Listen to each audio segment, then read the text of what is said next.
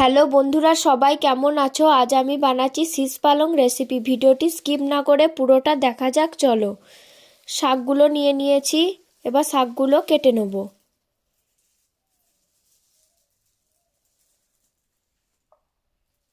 বেগুন, আলু এগুলো সব কেটে নেব।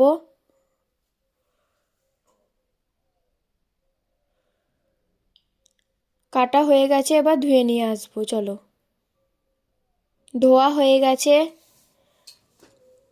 এবার কড়াইয়ে সর্ষের তেল দিয়ে দিয়েছি, 5 ফোড়ন, শুকনো লঙ্কা, কয়েক টুকরো রসুন দিয়ে ভালো করে ভেজে নেব।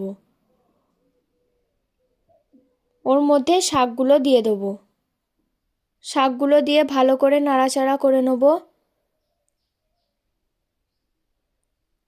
চিনি, লবণ, হলুদ দিয়ে আবারও নাড়াচাড়া করে নেব। লঙ্কা সর্ষে বাটাটা দিয়ে দেবো, দিয়ে কিছুক্ষণ নেড়ে নেব। এবার ঢাকা দিয়ে সিদ্ধ করে নেব। সিদ্ধ করা হয়ে গেছে। ডালের বড়ি ভাঙাগুলো সব দিয়ে দেবো, উপর থেকে বাদাম ছিটিয়ে দেবো,